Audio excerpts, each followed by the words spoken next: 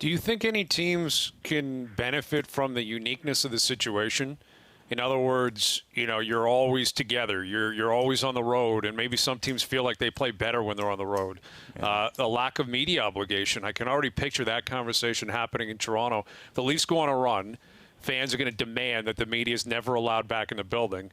One guy does a Skype after. It's a dream. But it's different, right? Like, it is really going to be different. Is that just fluff and, really meaningless, or could that actually apply to some sort of, results on the ice? Well, I'm going to say it doesn't matter, except a team that's winning and moving through the tournament is likely going to find like a rallying point around just what you're talking about. That could be one of the things they say, hey, look, we're always together. We're a tight team.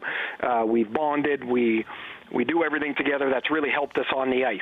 I think the team that is going to benefit, maybe a surprise team, will be some goalie that gets on a heater here. And Noodles, you would be able to speak to this better than all of us, but some guy that's had, I'll give you an example, maybe Devin Dubnyk, who had a pretty poor year. I mean, he had all kinds of problems on the ice. He had his wife's health to deal with. His year was not very good. What if he comes back and just lights it up for 6 weeks? Like that's the type of guy that, or a type of situation where I think Bobrovsky could play like the guy they're paying $10 million to instead of the way he's played all year. Like, what if that happens? That to me is the big difference. I said this to a buddy this afternoon. That's what I'm so excited to see this all unfold. Like, top players are top players. They're for the most part, they're going to go out and do their thing. But there's going to be guys who had subpar seasons.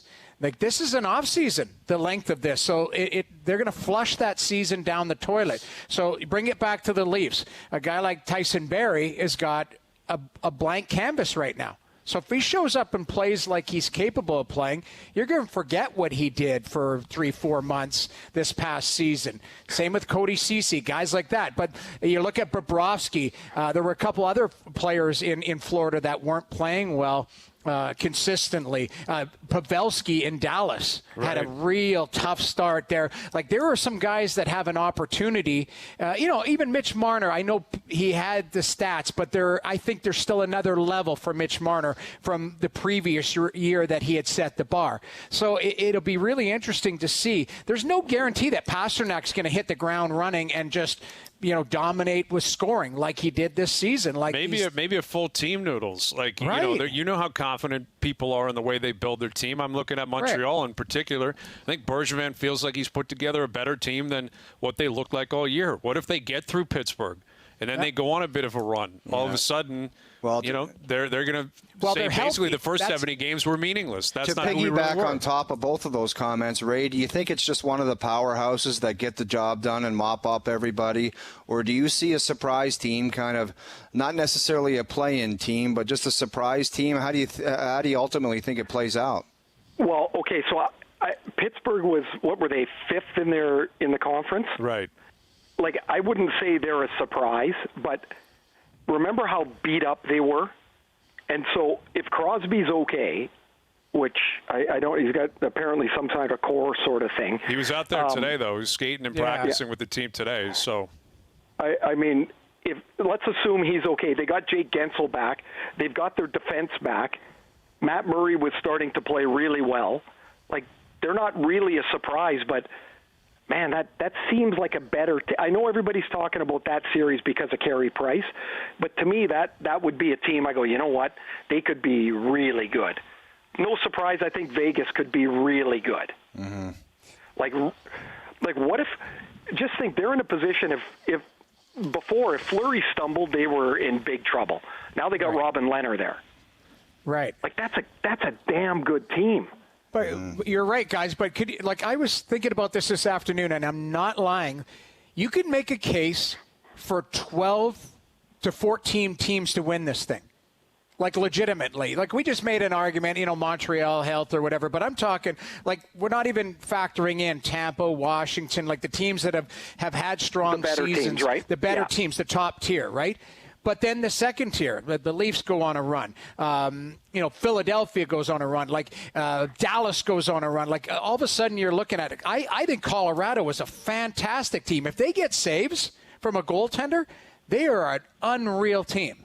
They are I really like that team. That Makar is a stud. Yeah. And then they're loaded. Every team's got X factors. Every team's got a scenario where if this happens and that happens, it's like watch out. Exactly. And it all starts with one thing, and that's goaltending. Well, you're right. The league. It's not even hockey. The playoffs should be called goalie right now, because if you get a save from a goaltender, who knows what's going to happen?